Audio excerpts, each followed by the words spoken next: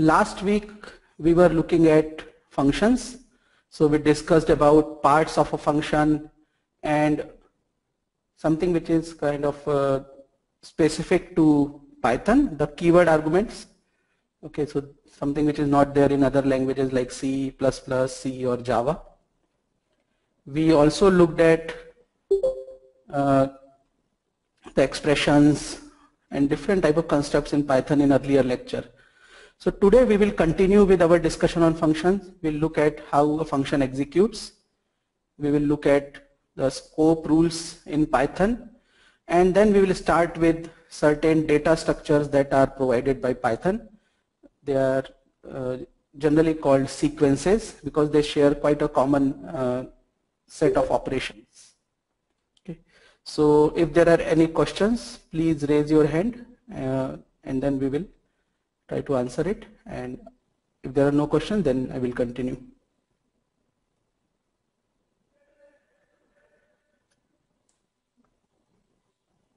Okay, so there are no questions.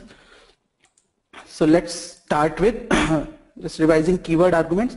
So keyword arguments is the feature of Python where a formal argument is bound to our actual argument using the name of the formal argument, and this allows us to mix keywords and non-keyword arguments.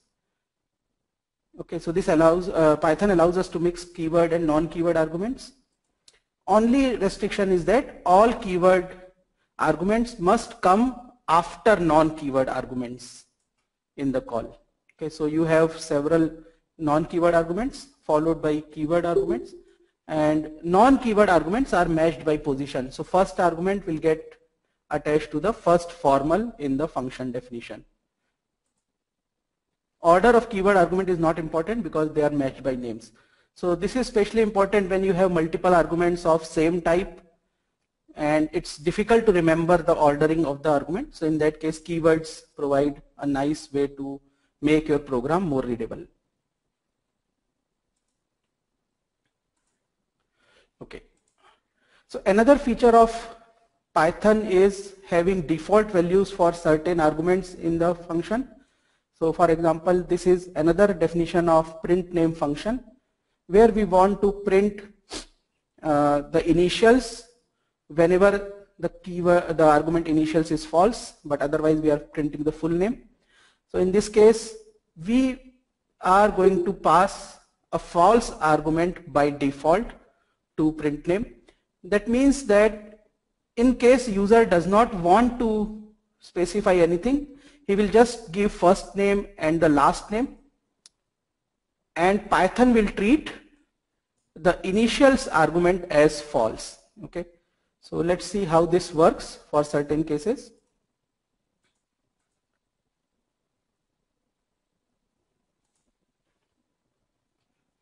So if I just call print name with acads and institute, okay, so it will take initials as false and it will print the full name acads institute.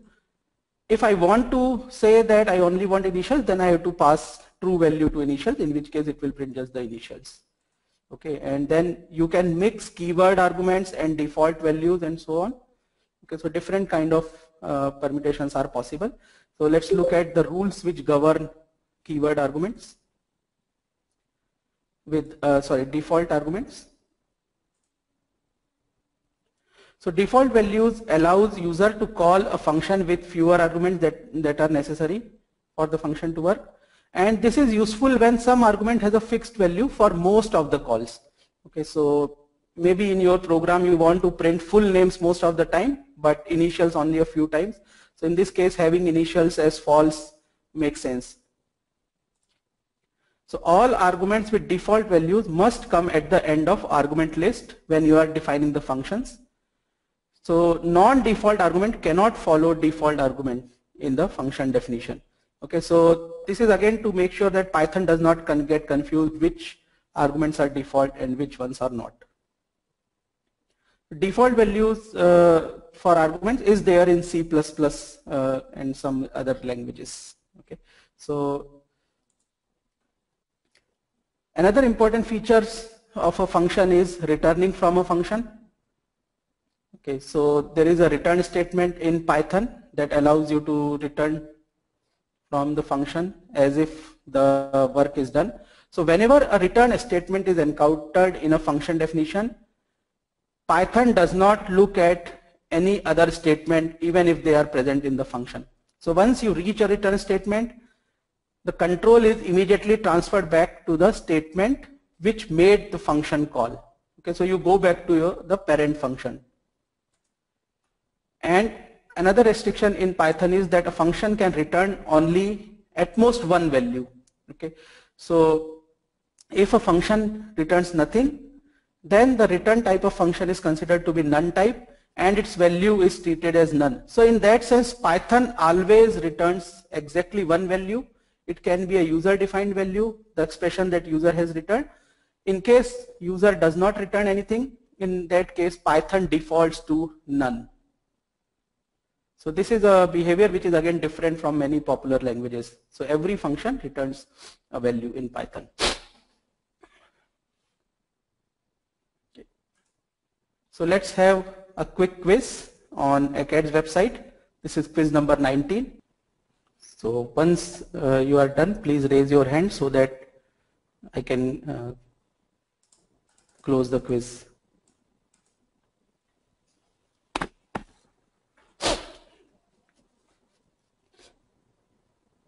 Okay. So let me stop the quiz and explain the question. So in this case, we have a function fy which is supposed to compute square of y.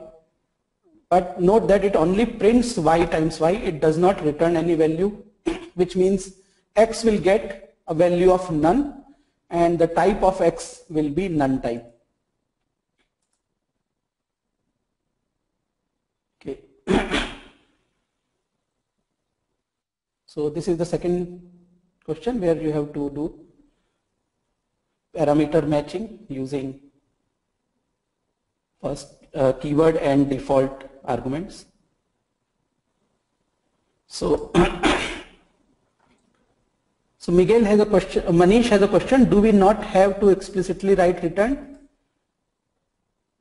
The answer is no. So by default, function will exit after it sees the last statement in the function, and Python knows the end of function using indentation rules. The body of function is supposed to be indented with respect to def keyword.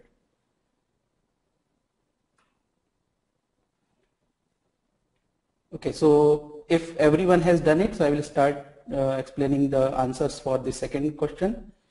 So when I call print name with just two arguments, and in the first case the two arguments are passed by position, so the value printed will be full name Anthony Gonsalves. In the second case, I am passing value of true to only last argument. So once again, the mapping is through position. There is no keyword argument in this case.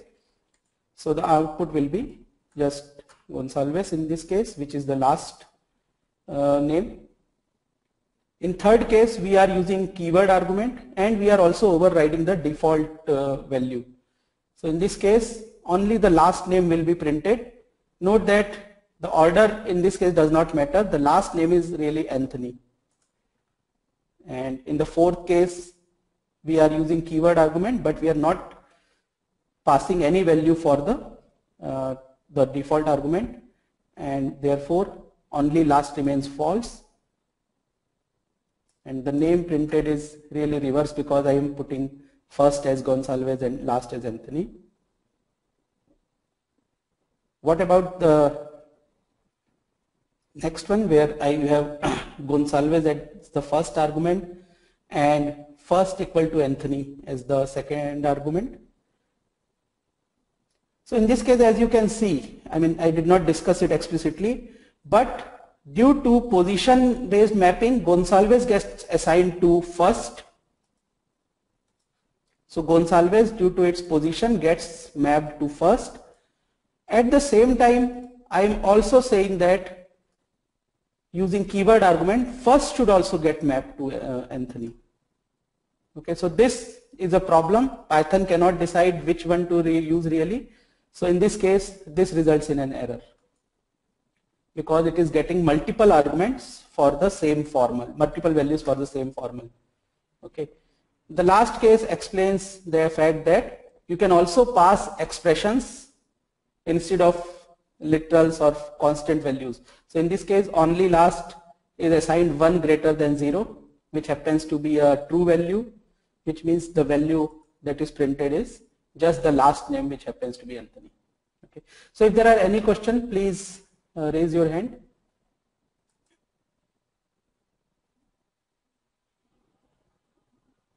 Okay. If not, I hope everyone is clear with default argument as well as the keyword based argument. Okay. So now we look at how a function in Python executes. So note that this is more of a conceptual view. The actual implementation differs slightly. Okay. But this should give you an idea of execution of function, which is very, very important when you come to recursion. Okay. So suppose we have a function called max, which computes maximum of 2 values, and we have a call to this function. Okay, so when this function is called in step number 7a, so I'm just dividing line number 7 into 2 parts. 7a is the call to the function, and 7 line number is the complete assignment to x after the call. Okay, so what happens in this case? First step that happens is all the arguments, actual arguments, are evaluated first. So in this case, 3 plus 6 will be evaluated to 9. 4 is already evaluated, so nothing happens there. After that, Python allocates space to store return value of the function, to store the point where the return from function will continue, and finally some space to pass the values of the parameter. Okay. So in this case, Python will create a box to store return value. So we'll just call it return value informally. And this box will have same type as the return type of the function. It will create a box to store the location of next instruction in the main function. Okay, so in this case the main body is line number 6, 7, 8. Okay, so this box we'll call it as return address. Note that this is 7 in this case. Okay, so return address is 7, and the question is why is it not 8? So any answers? Please send on chat window or raise your hand so that I can unmute you.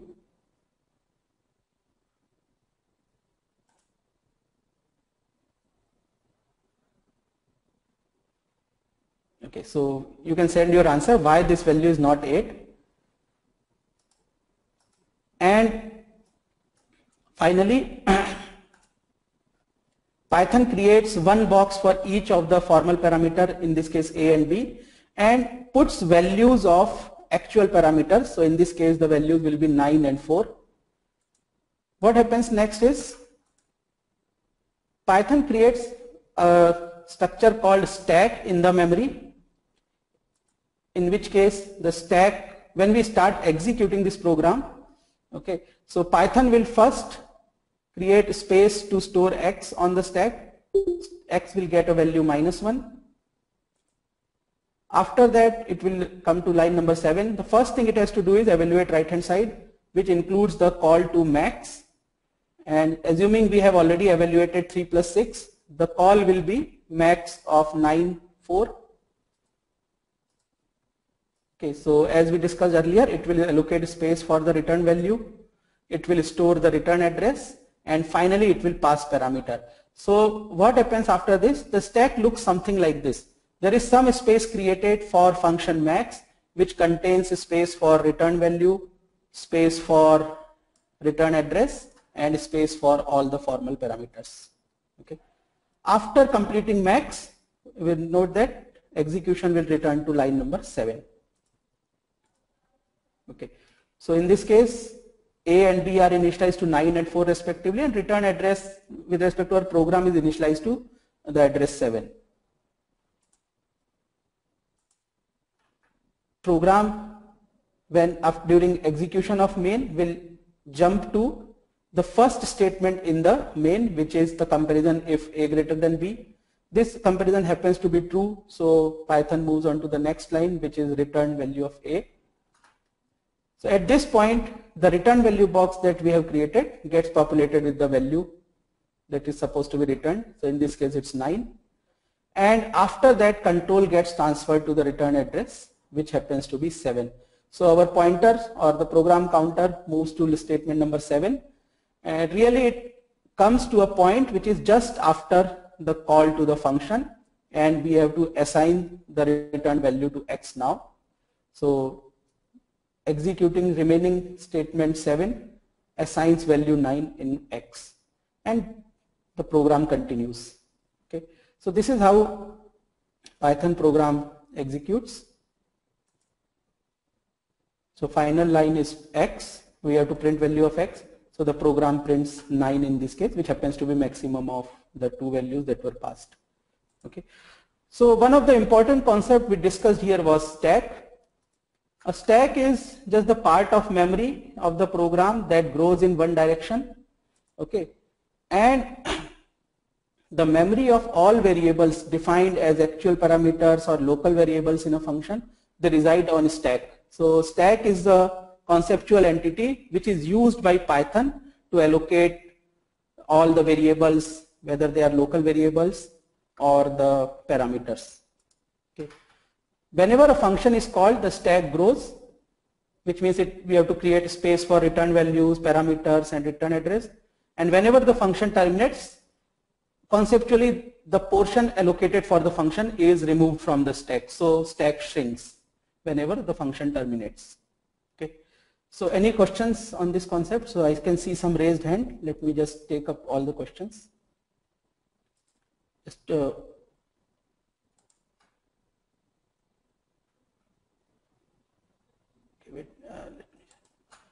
so I can see Mohit has a question. Mohit, I have unmuted you. Please go ahead. Hi, my question is with respect to the previous slide. If you can just go back. Yeah. Yeah, so I'm trying to understand where in this code the value of A and B is assigned, because you're not accepting inputs anywhere. We are not accepting, sorry? You're not accepting inputs anywhere for A and B. Or is it because you have assigned X in max, so that is getting passed over there? So remember, A and B are parameters to function max. Okay? Okay. So this is from Python semantics of function call. Okay, so whenever you have parameters like A and B, the call to a function will make sure that arguments are getting assigned to corresponding variable. So in this case, we are passing arguments by position. So 3 plus 6 gets assigned to A and 4 gets assigned to B. So A gets a value of 9 and B gets the value of 4. Okay. So this is part of the calling sequence for function max or any other function for that matter. Okay. So when I say max of some X comma Y, X will get assigned to A and Y will get assigned to B. Okay. Otherwise, if you are using name-based thing, then the corresponding rules will apply. Okay, thank you. Hey, I have a question. Yes, Manish. So in the function, you don't have to define the return type, like you don't have to say integer def max A comma B? No, so as Python makes it easier, means it's considered easier to program because it avoids explicitly defining the types. Okay.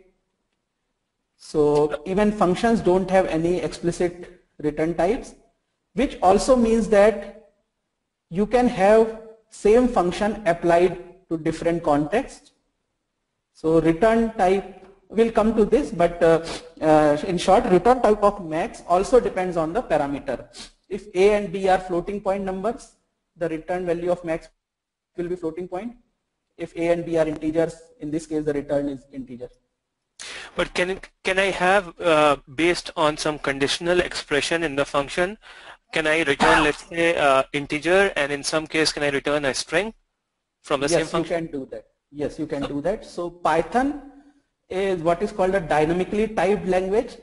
The type of a function will be determined at the time when you are actually returning a value. Okay, and that is why just note the fact that I said the execution model that I am explaining is a conceptual model. Okay, it's not the exact model, for the same reason that really there is no return box which is reserved before function has started executing. Okay, right, that was my question. Yeah, okay. Right. So yeah, this is a conceptual view which will help you in understanding recursion better.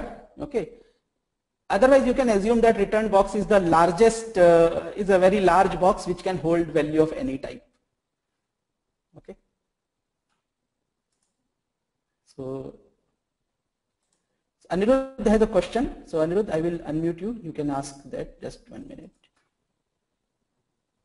Yes, Anirudh. Please unmute yourself.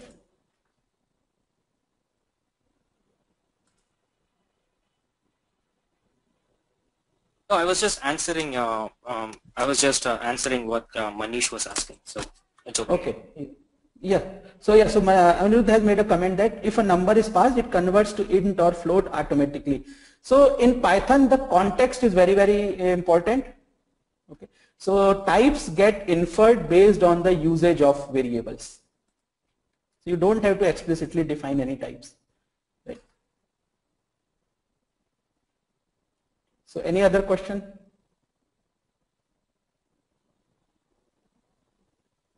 Okay. So in that case, let's have our next quiz, quiz number 20 on ACADS.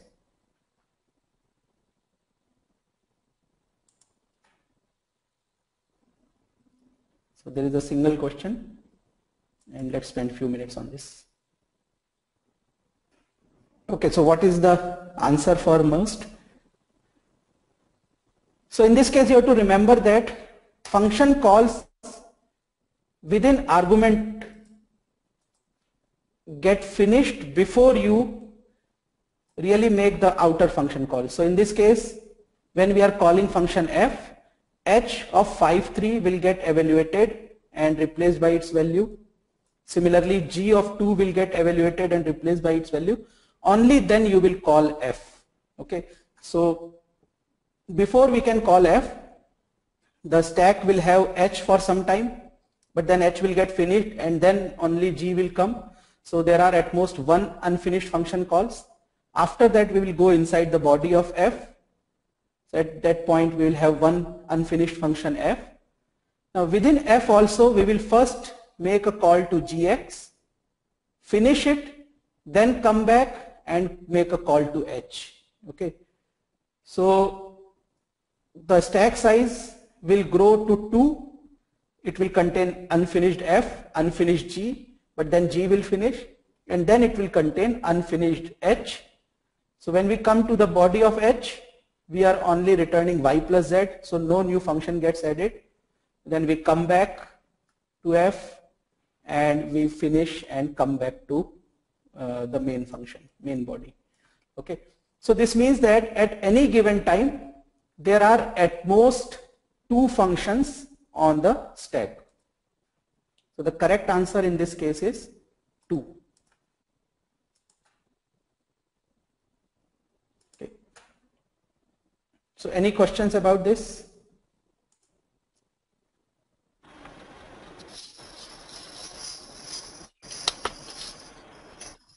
Okay, so I think most of you must have got it right. So let's come back to our lecture. So one of the important concepts in any programming language is the scope of a name. So remember that functions allow us to divide a program into smaller chunks, and each of these chunks does a well-defined task. Okay. So the scope of a name is the part of the program in which this name can be referred to or it can be used. Okay. This is a very, very important concept because it allows you to reuse name without any confusion. So in Python, the scope rules are something which we'll discuss next, but 2 variables can have the same name if they are declared in 2 separate scopes. And the second thing to note is that a variable cannot be used outside its scope. In a Python, scope of a name can be determined by looking at the text file of the code. Okay, you don't have to run the program to figure out scope. So this is called static scoping or lexical scoping.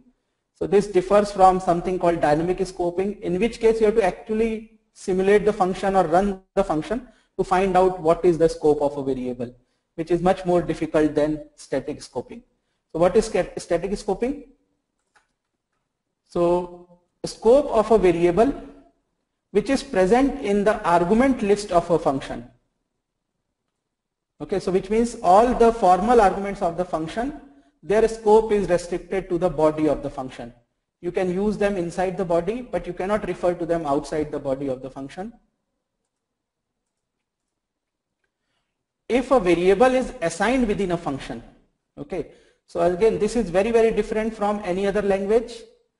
Anytime you assign a variable within a function, the variable becomes local to that function, which means its scope becomes the body of that function. Okay, remember we never defined any variable using int or float in Python. And the above two rules are the only scope rules which Python provides. Okay, so we will also see what a global variable is and how is it declared, but a variable belongs to a function can only become so because of these two rules. Either it is the argument to that function or it gets assigned within a function. Okay, so we will come to more details. There is a question. So Mohit has asked that what if a variable is declared global inside a function, will it still be limited to the scope of that function? So yes, so we have not yet talked about global variables. Mohit will come to that very soon. Currently I am talking about scope of a variable, in what conditions it is restricted to a function. So these are the only two cases. Okay, so let's look at an example. Suppose we have two functions max and min, both of which require two arguments. If scope rules were not there, I will have to define two different names or four different names in this case. So for example, a1 b1 in max and a2 b2 in min. Similarly, a local variable like m has to be declared twice, m1 and m2 with different names. Okay. However, scope rules allow us to reuse these names, which means I can have a, b and m defined in both the functions. Okay. So in this case it is very clear that first m, first a and first b, they all belong to max. The scope of max is something like this part. Anywhere here, whenever I refer to m, a or b, it refers to the value within max body, and similarly the scope of min is something like this. Okay, and as long as these scopes are disjoint, you can reuse names. Okay. So how does Python search a variable or the figure out value of a variable in a scope? So suppose the name x is referenced in the body of a function f. What Python will do is, first it will look within the body of f. Okay, if x is not found in the scope of f, then it is searched in the scope of the function g that encloses the definition of f. So Python allows you to define a function within another function. So you can have def f, and within the body of f you can have def g and so on. Okay, so if x is not found in a function, then it is searched in the scope of function g that encloses the definition of f. So note that there are two different things which are getting mixed here. When I say function g encloses the definition of f, this means within the text, within the code that you have written in a file. However, the value is searched during runtime in the stack frame, the stack frame that Python creates while executing the function. Okay. If x is not found in f, x is not found in g also, then we go outside g, look for a function h that encloses g and so on. Okay, so this continues till we reach at the outermost scope, which is the scope of the file. Okay, so so this continues until x is found, or all exhausting, or if we exhaust all the enclosing scopes. Okay. If we cannot find X, then an error is produced. Okay. So you have to have a value of X, a scope of X, before you can use X.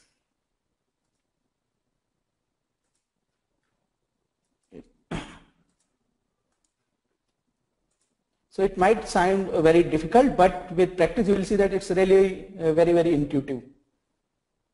And now we come to global variables. Python also allows us to use globals. Typically globals are used so that functions which do not have caller-callee relationship can communicate with each other without parameter passing or without using return value. Okay. So it is convenient when two seemingly far apart functions want to share data, and these two functions may or may not have direct caller-callee relation.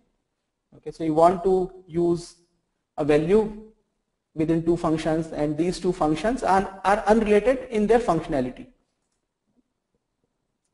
Note that it is very, very important that if a function has to update a global, or if a function has to update a variable which is supposed to be global, you must first tell Python that you are trying to update a global variable and not create a copy of a variable with the same name. Okay, directly assigning to a variable will create a local variable of the same name.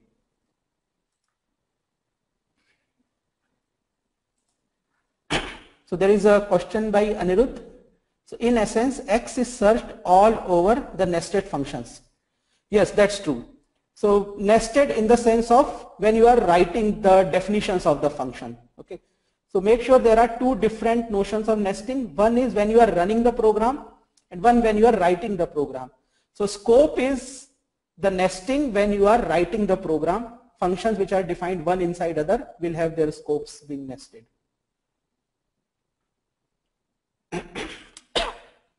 Okay, so let's look at an example. So here we have a program which defines a variable pi at the outermost scope. Okay, and it uses two functions, perimeter and area, which are computing perimeter and area of a circle given a radius r. So if I execute this program, okay, we will see certain special feature, but the program defines pi to be of floating point type with value 3.14, and since this pi is outside scope of perimeter as well as the scope of area, it is global to both. Okay, so it is not defined inside perimeter or inside area. Further, we are updating value of pi inside update pi function. Okay, what we want to make sure is we are updating the pi which is declared outside and not create a local copy or a local variable named pi. So it is important that we declare this intent by using the global keyword. Okay, so let's look at how this function works. So suppose I just run this program or load this program in Python interpreter and say print area 100. So what will happen? It will multiply 100 times 100 with pi, and the answer will be 31400. Similarly, if I compute perimeter with radius 10, it will give me some value. Okay. Now suppose I call update pi. This will change value of pi from 3.14 to 3.14159. Okay. So remember, I can change my program, I edit it and change the value of pi, but I don't want to do it. Maybe for some functions I want to use less precise value of pi. For some other functions I want to use more precise value of pi. So I want to do it while program is executing without changing the code. So I call update pi, and the result is that the value of pi gets updated. The next call to print area 100 will give me a much more precise value of the area, and same with the perimeter. Okay. So note that if I do not put this global keyword, in that case update pi will create its own local copy of variable pi, and any updates to pi will not get reflected onto other functions. So with this, we will have a small quiz on globals. So let's go to ACAD's website.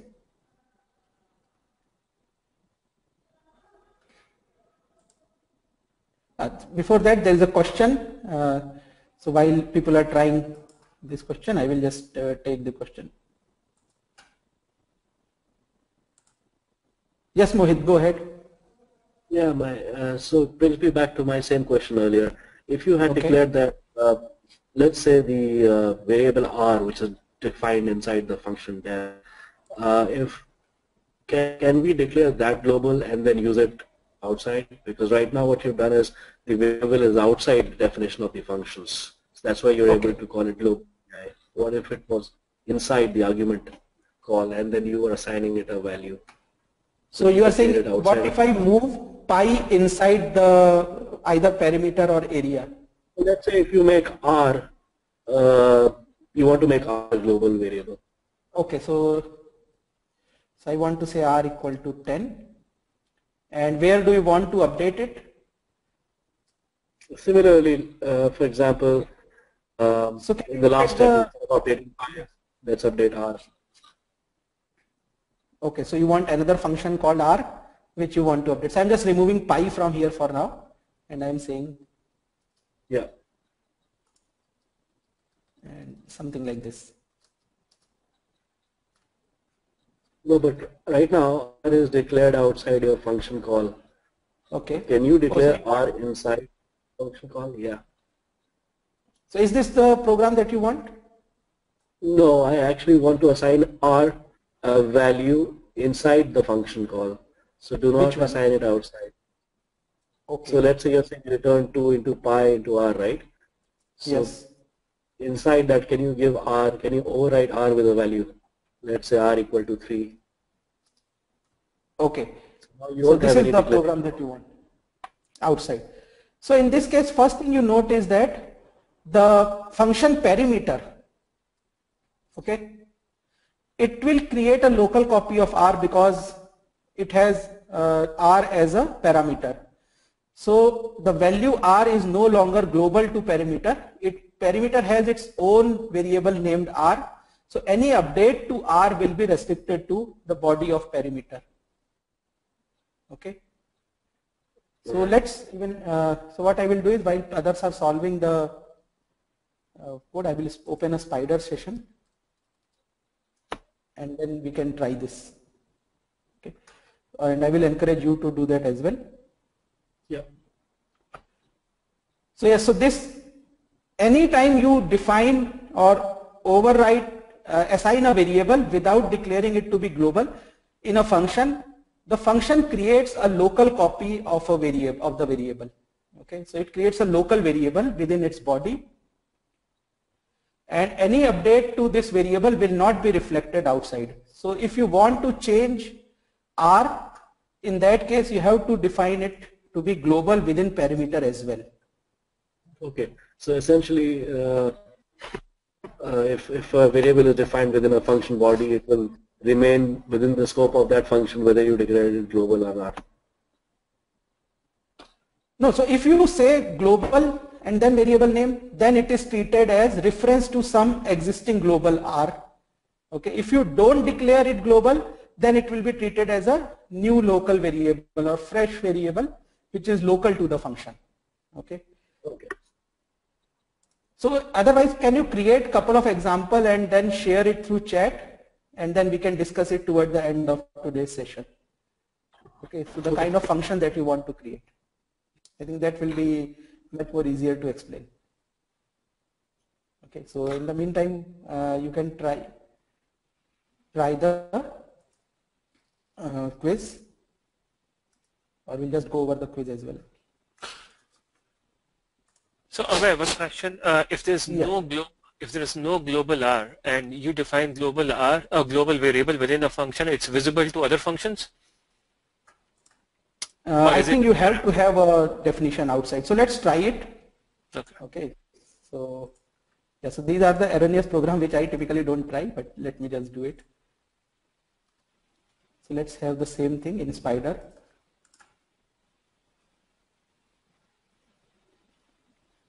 And if I run this program, okay, so here is the program. If I run it like this, I get the same behavior. Suppose I remove the definition of outermost pi and then I try to run it. Okay, so it is creating, looks like it is creating some value of pi. So let's try. Oh, okay. I think I'll have to create a new variable because I loaded the program first and it is reusing the same value. So as you can see, this is really a problem because it's kind of not at all useful if you do not even have a variable and try to update it.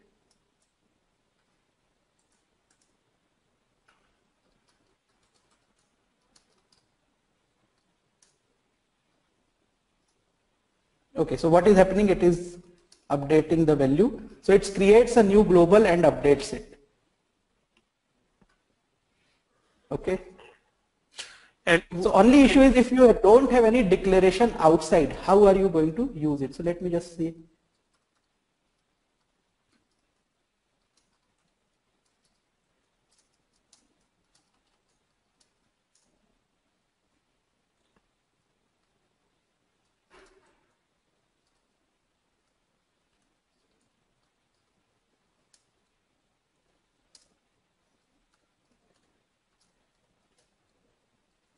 Okay, so let's look at this function, and so I want to create a new session.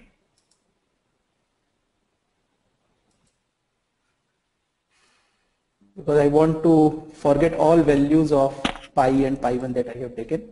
Okay, so if I try print underscore pi here, so I am getting an error that name pi1 is not defined. So this is because we have never created a value of pi1. Okay, so which means I have to have update pi called before any calls to print pi.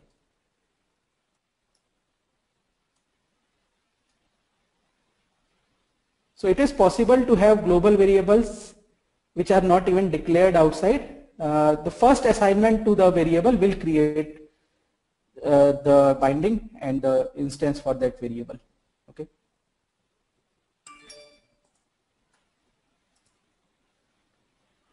So Manish, does that answer your question? Yes, thank you. Okay. So again, this is a quiz which directly tests the concept that we discussed just now. So as you can see, in this case, update factor does not declare factor to be global, and therefore any change using update factor will really not change the value of factor. Okay. So this is the thing, and the smallest change that you can do to fix this is define factor to be global. Okay. So I hope everyone must have got this correct. So let's move forward. Unless there are any questions, so I can see some raised hand. Mohit, do you have any more question? Oh, this is the okay. Oh no, I think it was the previous one. Okay.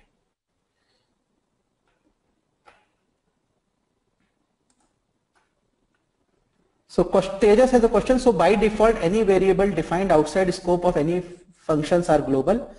So the answer is, if you are only reading the values, yes, they are global. But if you want to update the value, then you have to put this keyword global. Without that, any assignment to a variable will create a fresh variable with that name, which will be local to the function. So yes, so again, Python is really different from any other language in this sense.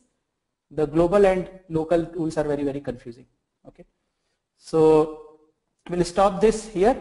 And one suggestion or one good programming practice is that you should always try to avoid globals as much as possible. Typically, only read-only global should be created. Okay, so this is to make sure that if you want to update some variable to make it more precise or get a better value, it is done only at one place. But in general, a global which is getting read in certain functions and getting written in some other function should be avoided as much as possible. Okay, I have just posted a scenario on a chat window. So Mohit has posted a question that I will put on a slide and then we can discuss it.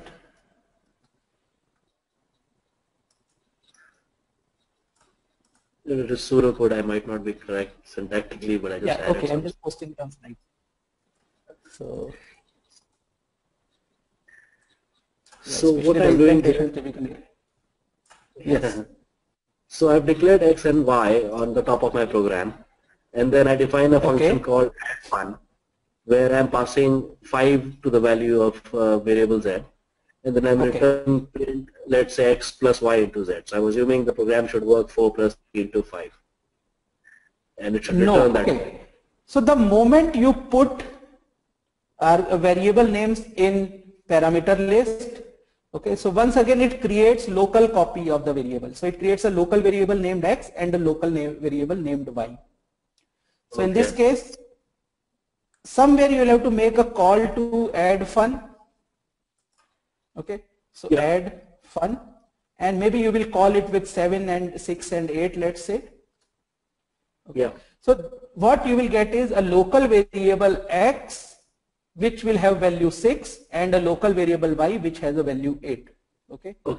And I think the return this will not affect the global. And the return statement also has to return. It can return only one value, so that is okay. Then and the second part of the thing is again something similar. Define subfun is equal z is equal to 5. You're basically subtracting. So let's say if you were to call this function again, you would call it as whatever y equal to, and then call that value. Now before you do that, is it possible to update the value of z in both these functions, add fun and subfun, by declaring z as global outside of both these functions? No, that is not possible. So every function which intends to update a global variable should declare it. So each and every function will have to say global z. You cannot update value of z everywhere without declaring it to be global inside every function that tries to update z. So again, probably this is to make sure that people do not update globals unnecessarily. So other thing is, if you really want to use global values of x and y in add fun, in that case you should not pass any parameter. So this is the code which will use 4 and 3 in add fun for x and y, but it will use 66 and 88 in sub fun for x and y. So as I said, parameter passing can be thought of, or our parameters can be thought of as local variables which are created when you call a function. So some space on stack is allocated and the parameter is assigned to that temporary space. The moment function exits or returns, the temporary space is deleted. So temporary space does not affect global variables like x and y in this case when you use call to subfun.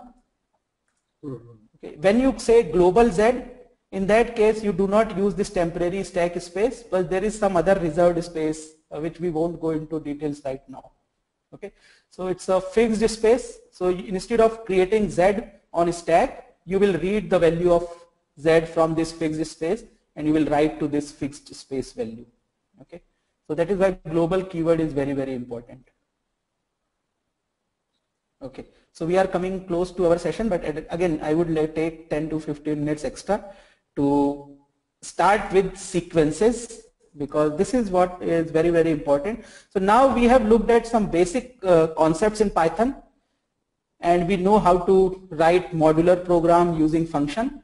So this is the time when we should start using advanced structures like strings, tuples, list to write bigger programs. So let's look at the simplest data structure, something which we are using, which we have been using without even defining it formally. So we'll start with strings. As we all know, strings in Python are of type str. Okay, and these strings represent sequence of characters. Okay, so again we are not formally defining characters. We use the intuition that all this A, B, C, D or anything that you can type on your keyboard is a character. So Python does not have a separate type corresponding to character. You have to use a singleton string which just has one character instead of a different type. In Python, strings are enclosed in single quotes or in double quotes. Both types of strings are equivalent. So whether I write single tick hello or I write this double tick or double quote hello, it represents exactly the same object. There is no difference between the two. But then why Python has these two formats? Again, it is to help users write strings which contain one type of quote or other. Okay, so whenever I want to use apostrophe, it will make be better to use double quote. So I can say amaze easily. Okay, so what is important is a string ends by a quote which is exactly identical to the starting quote. Okay, so if I start a string with double quote, I have to end it with single quote and end it with double quote. Any single quote inside that string will be part of the string. Okay. Similarly, if you have need to put double quote inside the string, you can put the string itself inside single quotes. However, there will be times when you have to use single quote inside single quote. In that case, you have to use what is called escaping character.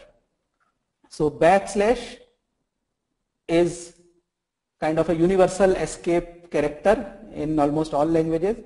So backslash is used to escape quotes and special characters.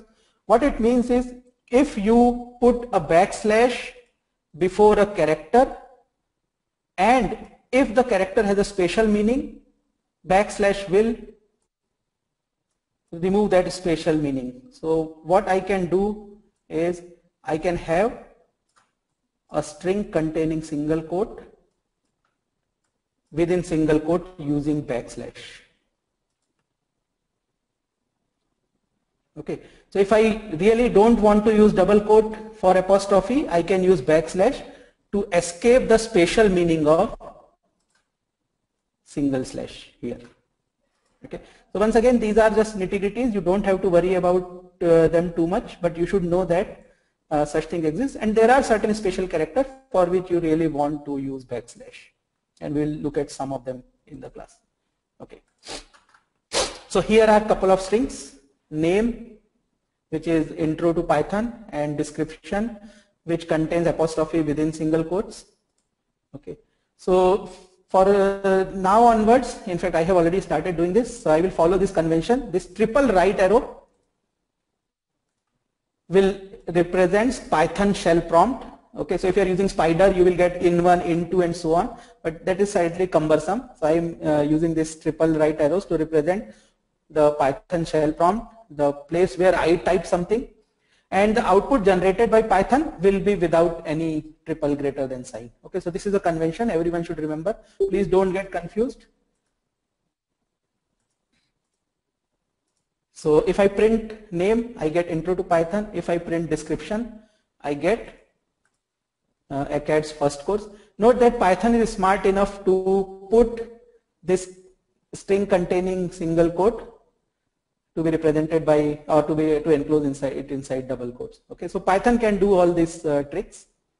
If you really want to print a string without enclosing quotes, you can use print. So if I print description, the quotes are avoided. You don't see the enclosing quotes. Okay, so this is the difference between printing a value as it is versus printing a value using the function print. Actually, there should be brackets around this. I forgot that. Okay.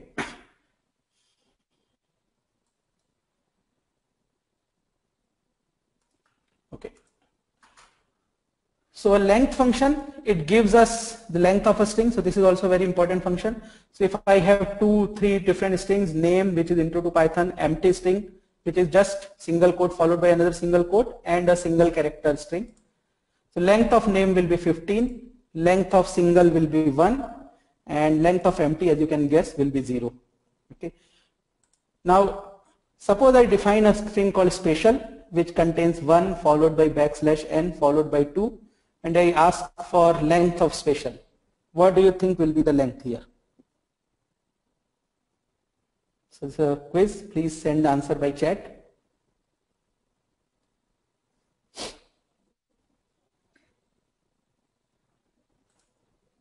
Okay. So good. So I see answer 4 and 3. The correct answer is 3. The reason is \n is a single character. It represents the new line character. Okay. So even though while typing I am typing two different characters / followed by n, Python treats it as a single special character \n, which is a new line. So once again, you have to know it. There is no way you can guess it unless you know the documentation about Python. But luckily there are only very few useful special characters. So one is \n, another one is \t, which represents tab character. Okay, and then there are some other special characters which are really almost never used in regular programming. Okay, so make sure you always use this length function to find length of a string rather than depending on your eyesight and counting the characters. Okay, so strings allow you to have operations like concatenation and repeat. So what is concatenation? So concatenation is adding two strings and putting one string just after the other. So plus represents concatenation operator while star represents repetition operator. So you did this in first and second tutorial itself when Prasanna tried to show you where you read a number and tried to multiply it with an integer. Okay. Okay. So before that there is a question by Anirudh. So what if I want to print 1 \n 2?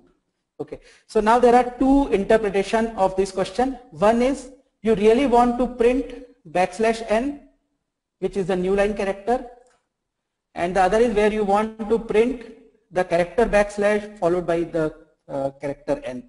Okay, so if I directly try to print 1 \n, I hope everyone can see my Python console. I will get some surprise. I get 1 followed by kind of unseen new line character which forces 2 to be printed on the second line. Okay. So the nice thing is what this tells us that / itself is a special character. So I have to escape / using another \. So if I want to really print / character followed by n, I have to put it inside. Put it after a \. Okay, so / will print a single \. Okay, yeah, this is a very important question and many people get confused with this. Okay. Okay, so let's come back to concatenation and repeat operation. So since we have seen this, these are really easy, and if you remember this particular feature where you are using same function name to represent different kind of operation, this is called overloading. So plus and star are heavily overloaded in Python. They have different meanings when applying on different kind of types. Okay, so here are some examples. If I have details equal to name plus comma plus description. So plus operation in this case is operating on a string, so it represents concatenation. So it concatenates name with comma and then the result is concatenated with description. So once again it follows the same rules of associativity. It is associative from left to right. So the result we get is intro to Python, comma, ACADS first course. So I am using the same values of name and description from earlier slide. If I print punishment, so let's say I have a string punishment. Okay, so let me just put. So unfortunately I used an older version of Python, so I am missing some parentheses. So if I print punishment and suppose punishment is this string, what I can do is I can then print punishment times 5. So this is a good way of avoiding writing this statement multiple times. So it will print this string 5 times. Okay. So multiplication and addition are overloaded. They have different meaning for strings. And you have to remember that multiplication for string operates on one string and one integer. So is there any question? Please raise your hand so that I can unmute. More seats than anyone expected.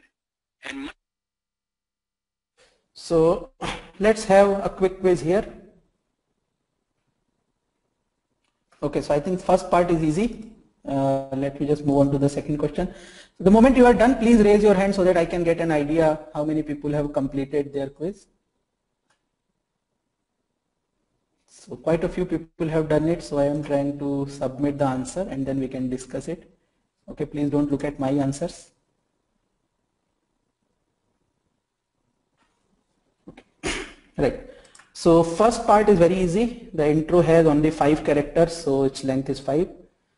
Second part, just like anything else in Python, you can also pass expressions rather than constants to various functions. So in this case, the string concatenation is evaluated first, which gives you a string m is pen, and then number of characters is counted. So before passing an argument, you have to first evaluate the expression. So in this case, the answer is 8, and finally last one is quite easy if you have understood what we discussed just now. So we have a string 5 multiplied by 5, so it will print 5 times. So the answer is 5 times 5 is 55555, which is totally not expected in general, but we know that Python strings behave differently. Okay, so let's come back to the course. Okay, and there is a question by Anirudh.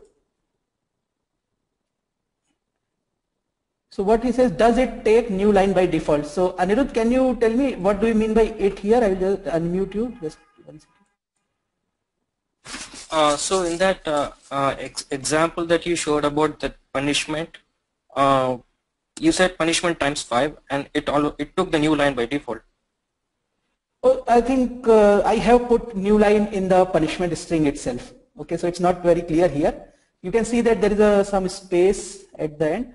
Otherwise, it won't take new line by default. So if we can just try it. Okay. So let's put this and then print p times 5. So you can say that new line is not taken by default. Okay, so I think in the example that I showed, I had put a new line in the punishment string. So if I put it, then you will get new line. Okay, or it could be due to the wrapping around in the PowerPoint slide. So I really cannot remember that. Okay. Okay, so let's do a couple more important stuff in next few minutes. So Python strings can be indexed, which means you can get individual characters of string by giving their position. Only thing to remember here is first character has index 0. So if I have a string, let's say ACADS, ACADS, I can ask for characters at different position. So in this case, name 0 is the first character, which is A, name 3 is second character D, and hello 1 is E. Okay, so I can directly use string rather than assigning it to a variable and then trying to figure out the character. Now, interesting thing in Python is it allows you to use negative indexing. So negative indices start counting from the right end, which means if you say -1, it means the last character, -2 second last, and so on. Okay. So 0 stands for first character, 1 stands for second, 2 for third. On the other hand, -1 stands for last character, -2 for second last, and so on. Okay. So you can think of -1 as length of the string -1. So it automatically adds length of the string to the negative index. So name of ACADS of -1 will be S, ACADS of -5 will be A, and so on. Okay. However, you have to be careful when using indexing. If you use an index that is very large or very small, then it can result in index out of range error. So if I say name of 50 in this case, I get an error saying string index out of range. So you have to be very careful when using index. You have to make sure that it doesn't overflow or underflow. Basically, you cannot go in positive direction or in negative directions, which is outside the range of the string. Okay. So any questions? So indexing is easier, but what is more interesting is slicing. So Python has slicing operator which allows us to obtain a substring of a string. The syntax is a string followed by start colon end in square brackets. Okay, so S of start colon end means substring of S starting at index start and ending at index end -1. So once again, something important, you do not pick the character at index end but stop at end -1. This is consistent with the range function, so where range also stops at end -1. So S0 colon len S is same as S because you are saying I want the first character which happens to be 0 and all the character up to the last character of S. Now this is cumbersome, so Python has some convention. Both start and end are optional. If start is omitted, it defaults to 0. If end is omitted, it defaults to the length of the string.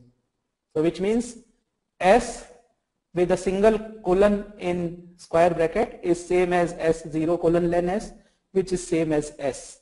Okay. So the string returned will be same as S. So here are some examples. If I have variable ACADS, string ACADS, so then name 0 colon 3 will give me ACA, first 3 characters. Okay. And name colon 3 is same as name 0 colon 3. Similarly, name 3 colon is same as starting from name 3 up to the end of the string. So this gives us DS. So 0, 1, 2, 3 and then DS.